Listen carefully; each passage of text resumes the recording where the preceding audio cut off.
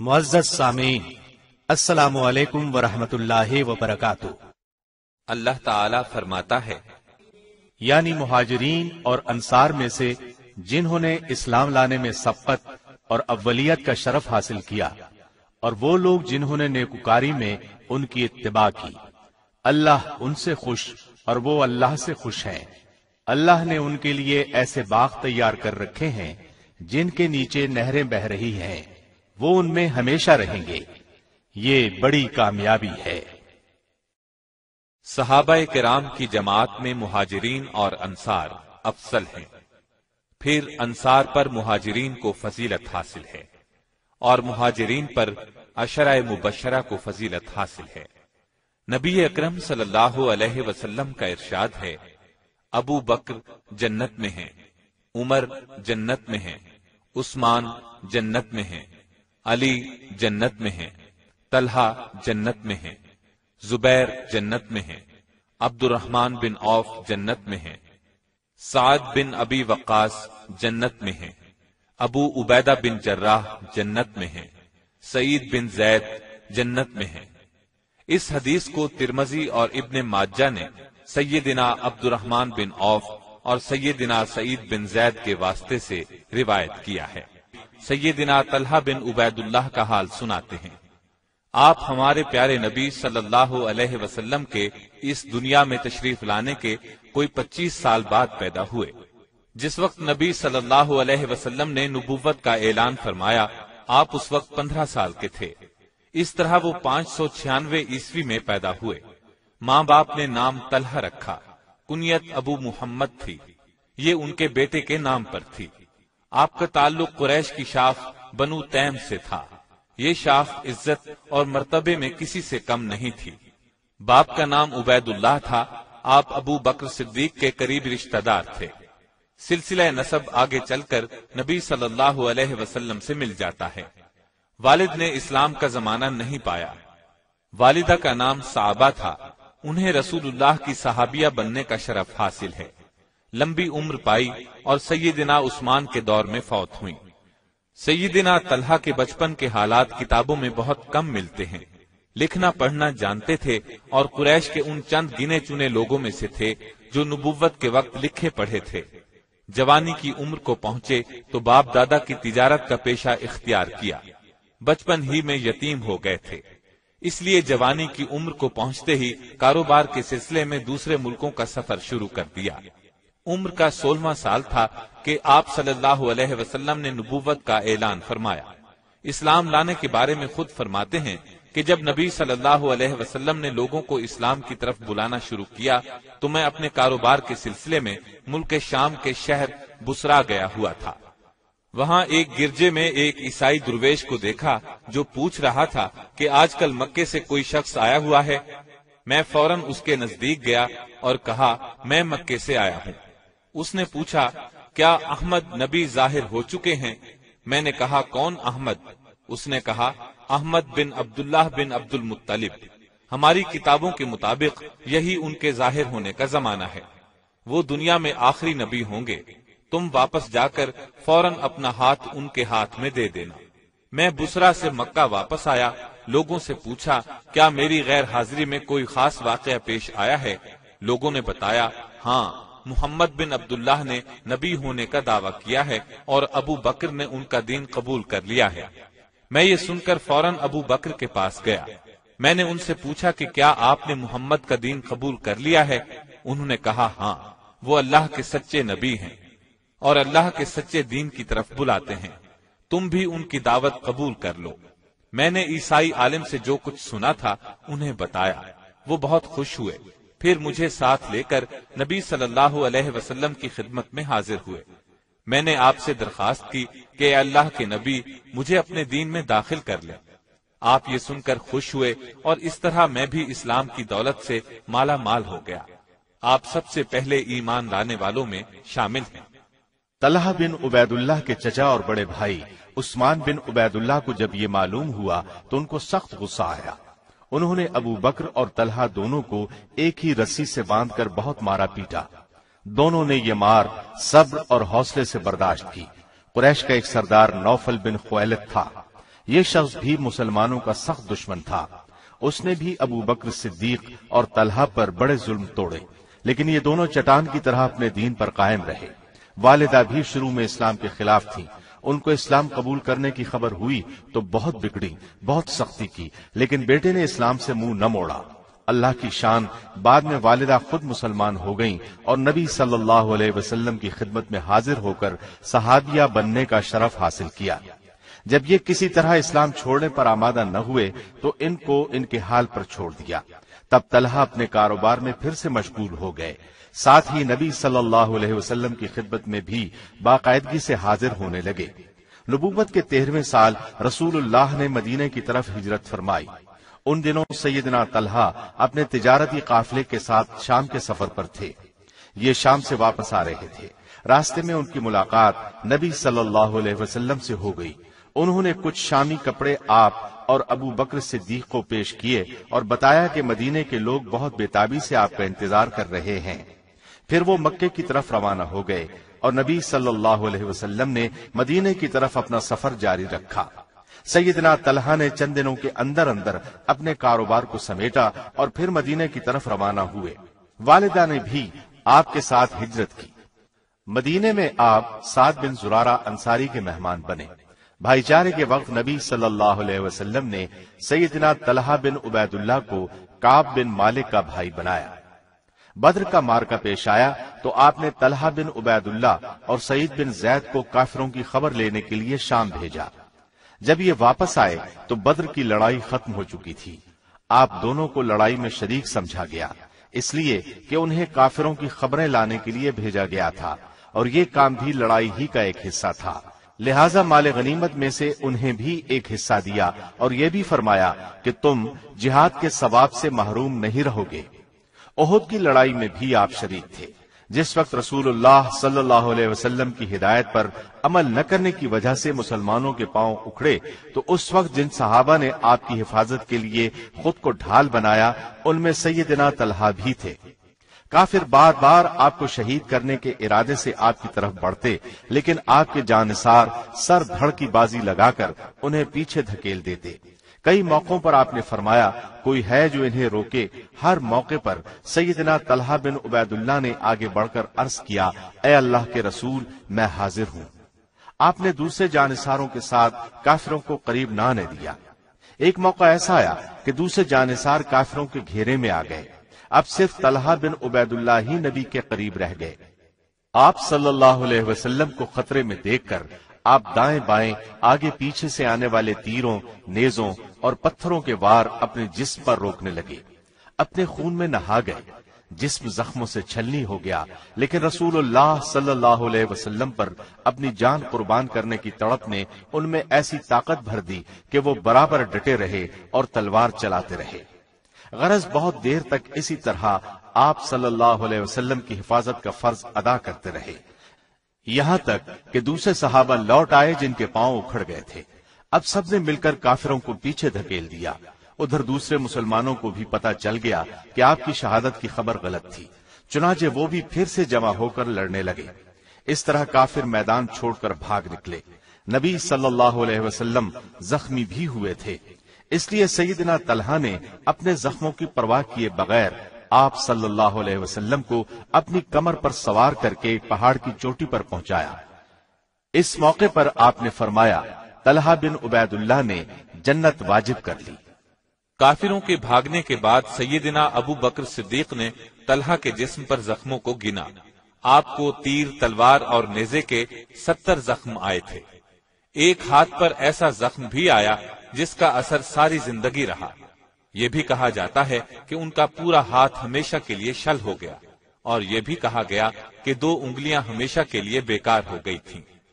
آپ جب نبی صلی اللہ علیہ وسلم کی حفاظت کے لیے زخم پر زخم کھا رہے تھے تو آپ نے ان کے بارے میں یہ الفاظ بھی ارشاد فرمائے، یہ طلحہ نہیں خیر ہے، یعنی طلحہ نیکی اور بھلائی کا نمونہ ہے. ابو بکر فرمایا کرتے تھے، احد کا دن سچ پوچھو تو طلحہ کا دن تھا.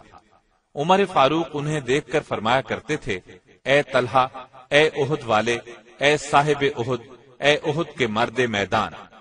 احد کی لڑائی کے بعد بھی جو لڑائیاں ہوئیں ان سب میں بھی سیدنا طلحہ رسول اللہ کے ساتھ رہے۔ ہجرت کے 6 سال جب بیعت رضوان ہوئی تو اس وقت بھی سیدنا طلحہ موجود تھے۔ اس کے بعد آپ نے خیبر کی لڑائیوں میں بھی برابر حصہ لیا۔ فتح مکہ کے موقع پر بھی آپ کے ساتھ تھے۔ حنین کی لڑائی میں بھی آپ 12,000 مجاہدین کے ساتھ روانہ ہوئے، ان میں طلحہ بھی تھے۔ اس لڑائی کے شروع میں بھی مسلمانوں کے پاؤں اکھڑ گئے تھے۔ ایسے نازک وقت میں سیدنا عباس نے مسلمانوں کو اس طرح آواز دی، اے انصار کی جماعت، اے وہ لوگوں جنہوں نے درخت کے نیچے اسلام کی خاطر جانیں قربان کرنے کی بیعت کی۔ اس آواز کا کانوں میں پڑنا تھا کہ مسلمان پلٹ پڑے اور نہایت بہادری سے لڑ کر دشمن کو شکست دی۔ تبوک کی مہم کے لیے سیدنا طلحہ نے آپ کی خدمت میں ایک بڑی رقم پیش کی۔ اس رقم کو دیکھ کر آپ نے انہیں فیاض کا لقب عطا فرمایا۔ تبوک کے سفر میں بھی سیدنا طلحہ آپ کے ساتھ تھے۔ ہجرت کے 10ویں سال نبی صلی اللہ علیہ وسلم حج کے لیے مکہ تشریف لے گئے۔ 1 لاکھ سے زائد مسلمان ساتھ تھے، ان میں سیدنا طلحہ بھی شریک تھے۔ جس وقت آپ نے حج کا احرام باندھا اس وقت آپ اور طلحہ کے سوا کسی کے پاس قربانی کے جانور نہیں تھے۔ حجۃ الوداع کے بعد نبی صلی اللہ علیہ وسلم نے ہجرت کے 11ویں سال وفات پائی۔ آپ کے لیے یہ زندگی کا سب سے بڑا صدمہ تھا۔ ابو بکر صدیق رضی اللہ عنہ اپنی خلافت کے زمانے میں ان سے بڑے بڑے کاموں میں مشورے لیتے رہے۔ 2.25 سال کی خلافت کے بعد ابو بکر صدیق کا انتقال ہوا اور ان کی وصیت کے مطابق سیدنا عمر فاروق خلیفہ بنے تو طلحہ دل و جان سے ان کے حامی اور مددگار رہے۔ سیدنا عمر ان کا حد درجے احترام کرتے، انہیں اپنی مجلس شورا میں شامل کیا، ان کے مشوروں کی ہمیشہ قدر کی۔ شہادت سے پہلے عمر رضی اللہ عنہ نے خلافت کے لیے جو 6 نام دیے تھے ان میں سیدنا طلحہ کا نام بھی شامل تھا۔ سیدنا عثمان کی خلافت پر مسلمانوں کا اتفاق ہو گیا۔ سیدنا طلحہ ان کے دور میں مدینے ہی میں رہے۔ سیدنا عثمان رضی اللہ عنہ کے بعد سیدنا علی رضی اللہ عنہ خلیفہ بنے۔ مدینے کے مسلمانوں نے ان کے ہاتھ پر بیعت کر لی۔ سیدنا طلحہ نے بھی بیعت کی، لیکن جب انہوں نے دیکھا کہ جن لوگوں نے سیدنا عثمان کے خلاف بغاوت کی تھی ان میں سے بھی اکثر نے سیدنا علی سے بیعت کر لی ہے اور ان کے لشکر میں شامل ہو گئے ہیں، تو وہ سیدنا زبیر اور دوسرے کچھ صحابہ کو لے کر سیدنا علی رضی اللہ عنہ سے ملے، ان سے درخواست کی کہ قاتلوں کو پکڑ کر شریعت کے مطابق سزا دی جائے، کیونکہ ہم نے اس شرط پر آپ سے بیعت کی تھی کہ آپ مجرموں کو سزا دیں گے۔ سیدنا علی نے یہ سن کر فرمایا، عثمان کے گھر کا محاصرہ کرنے والوں کی تعداد ہزاروں میں ہے، موجودہ حالات میں ان سے قاتلوں کا پتہ چلانا مشکل ہے، ذرا امن ہو لے پھر تحقیق کر کے قاتلوں کو پکڑا جائے گا۔ ان کا جواب سن کر سیدنا طلحہ اور زبیر مکہ تشریف لے گئے۔ سیدہ عائشہ حج کے سلسلے میں مکہ میں موجود تھیں، سارے حالات انہیں بتائے۔ ان حضرات نے انہیں بتایا کہ مدینے کے لوگ بہت پریشان ہیں، وہ نہ اپنی حفاظت کر سکتے ہیں، نہ سیدنا عثمان کے خون کا بدلہ لے سکتے ہیں، اور علی باغیوں میں گھر کر رہ گئے ہیں۔ اس طرح سیدہ عائشہ رضی اللہ عنہا نے ان دونوں بزرگوں سے مشورہ کیا، حالات کو سدھارنے کے لیے بصرہ کی طرف روانہ ہوئیں، کیونکہ وہاں سیدنا طلحہ کے حامی بہت زیادہ تھے۔ راستے میں بہت سے لوگ ان کے ساتھ شامل ہوتے چلے گئے۔ ادھر سیدنا علی رضی اللہ عنہ کو لشکر کی آمد کی اطلاع ملی، وہ اپنے لشکر کے ساتھ آگے بڑھے۔ دونوں فوجیں بصرہ کے مقام پر ایک دوسرے کے آمنے سامنے آ گئیں۔ صلح کی بات چیت کی بہت کوشش کی گئی۔ سیدہ عائشہ کی طرف سے عثمان کا بدلہ لینے کا مطالبہ کیا گیا۔ سیدنا علی رضی اللہ عنہ نے اپنی مجبوریاں بیان کی۔ قریب تھا کہ صلح ہو جاتی، لیکن علی رضی اللہ عنہ کے لشکر میں موجود باغیوں نے جنگ چھیڑ دی۔ اب دونوں طرف سے جنگ شروع ہو گئی، دونوں طرف سے بہت سے مسلمان شہید ہو گئے۔ آخر سیدہ عائشہ رضی اللہ عنہا کے لشکر کو شکست ہوئی۔ اس وقت تک انہیں محسوس ہو چکا تھا کہ لڑائی سازشیوں کی سازش سے شروع ہوئی تھی، چنانچہ انہوں نے مسلمانوں سے کہا، میرے بچوں، یہ لڑائی غلط فہمی کی وجہ سے ہوئی۔ اس لڑائی میں چونکہ سیدہ عائشہ اونٹ پر سوار تھیں، اس لیے یہ جنگ جمل کے نام سے مشہور ہوئی۔ لڑائی شروع ہونے سے پہلے سیدنا علی رضی اللہ عنہ گھوڑے پر بیٹھ کر میدان میں آئے اور سیدنا زبیر کو رسول اللہ صلی اللہ علیہ وسلم کی ایک پیش گوئی یاد دلائی۔ آپ نے اس وقت کچھ اس طرح کے الفاظ فرمائے تھے، اے زبیر تم علی کے مقابلے پر آؤ گے، اس وقت تم غلطی پر ہوگے۔ ان الفاظ کو یاد کر کے سیدنا زبیر لڑائی کے میدان سے ہٹ آئے۔ انہیں اس طرح دیکھ کر سیدنا طلحہ نے بھی میدان سے نکلنا چاہا، چنانچہ اگلی صفوں سے نکل کر پچھلی صفوں میں چلے آئے۔ اس موقع پر اپنے ہی لشکر کی طرف سے ایک زہریلا تیر آیا، تیر آپ کے پاؤں میں چبھ گیا، آپ اس تیر کے لگنے سے شہید ہو گئے۔ کہا جاتا ہے کہ اس لڑائی میں سب سے پہلے سیدنا طلحہ ہی شہید ہوئے، اور ظاہر ہے اس وقت تک جنگ شروع نہیں ہوئی تھی، لہٰذا یہ تیر ان کے کسی مخالف نے چھوڑا تھا۔ علی رضی اللہ عنہ کو طلحہ رضی اللہ عنہ کی شہادت کی خبر ملی تو انہیں بہت صدمہ ہوا۔ آپ کی شہادت کا واقعہ 10 جمادی الاول 36 ہجری میں پیش آیا۔ اس وقت ان کی عمر 64 سال تھی۔ آپ کا قد درمیانے سے قدرے چھوٹا، چہرے کا رنگ سرخ و سفید، بدن خوب بھرا ہوا، سینہ چوڑا تھا۔ ذریعہ آمدنی تجارت تھا، حجاز کے بڑے تاجروں میں شمار ہوتا تھا۔ اپنی دولت اللہ کے راستے میں لٹاتے رہتے، جس قدر وہ اپنا مال اللہ کے راستے میں لٹاتے تھے، اللہ تعالیٰ آپ کو اس سے کہیں زیادہ مال عطا کرتا تھا۔ یہی وجہ تھی کہ اپنے پیچھے لاکھوں دینار اور ایک بڑی جائیداد چھوڑی۔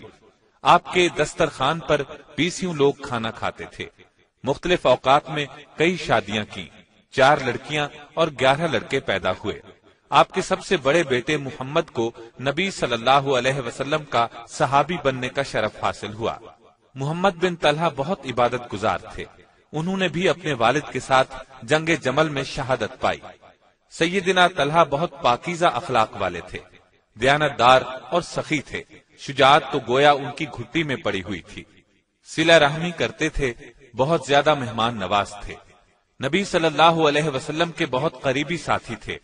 کثرت سے آپ کی باتیں سنی، لیکن حدیث نقل کرنے میں حد درجے احتیاط سے کام لیتے تھے۔ یہی وجہ ہے کہ کتب احادیث میں ان سے روایت کی گئی احادیث بہت کم ملتی ہیں۔ اس وقت تک کوئی حدیث بیان نہیں کرتے تھے جب تک ایک ایک لفظ کے بارے میں یقین نہیں ہوتا تھا۔ ایک بار ایک دیہاتی ان کی موجودگی میں رسول اللہ کی خدمت میں حاضر ہوا، اس نے آپ سے دین کے بارے میں کئی باتیں پوچھی۔ فرماتے ہیں اس دیہاتی کے بال بکھرے ہوئے تھے، وہ اسلام کے بارے میں پوچھ رہا تھا۔ آپ نے فرمایا دن رات میں 5 نمازیں پڑھنا ہر مسلمان پر فرض ہے۔ اس نے پوچھا کیا اس کے علاوہ بھی کچھ نمازیں میرے ذمے ہیں؟ آپ نے فرمایا تجھ پر اور کوئی نماز فرض نہیں، ہاں اپنی طرف سے پڑھنا چاہو تو پڑھ سکتے ہو، یعنی نفل نمازیں۔ پھر اس نے روزے کے بارے میں پوچھا، میرے ذمے کیا ہے؟ آپ نے فرمایا فقط 30، اگر تو اپنی طرف سے رکھنا چاہے تو رکھ سکتا ہے، یعنی نفلی روزے۔ پھر نبی صلی اللہ علیہ وسلم نے اس سے زکوٰۃ کا ذکر کیا۔ اس نے پھر کہا اس کے علاوہ بھی کچھ دینا میرے ذمے ہے؟ آپ نے فرمایا نہیں، کچھ نہیں، لیکن اگر تو اپنی طرف سے کچھ دینا چاہے تو دے سکتا ہے۔ اس کے بعد آپ نے اسے دین کی کچھ اور باتیں بتائیں۔ جب وہ اٹھ کر جانے لگا تو اس نے کہا میں اللہ کی قسم اس سے زیادہ کچھ نہیں کروں گا۔ آپ نے فرمایا اگر اس نے سچ کہا تو یہ کامیاب ہو گیا۔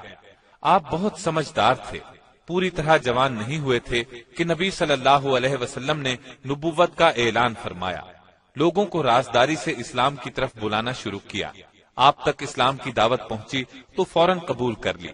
باپ دادا کے مذہب پر واپس لانے کے لیے ان پر بہت سختی کی گئی، لیکن انہوں نے تمام سختیاں بہت صبر اور حوصلے سے برداشت کی، لیکن اللہ کے سچے دین کو کسی صورت چھوڑنے پر تیار نہ ہوئے۔ اسلام لانے کے بعد ان کی خوبیاں نکھر کر سامنے آئیں، یہاں تک کہ نبی صلی اللہ علیہ وسلم نے آپ کو خیر کا لقب عطا فرمایا۔ بہادر اور دلیر ہونے کے ساتھ آپ بہت سخی بھی تھے۔ ایک پہاڑ کے دامن میں ایک کنواں مسلمانوں کے لیے خریدا اور لوگوں کو کھانا کھلایا۔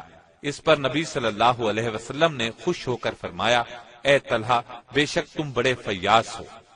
سیدنا عمر رضی اللہ عنہ نے اپنی شہادت سے پہلے جن 6 صحابہ کے نام حکومت کے لیے تجویز فرمائے ان میں آپ کا نام بھی تھا، لیکن آپ نے اپنا حق سیدنا عثمان رضی اللہ عنہ کے لیے چھوڑ دیا۔ اللہ کی ان پر بے شمار رحمتیں ہوں۔ Thanks for watching. Don't forget to like, comment, share and subscribe to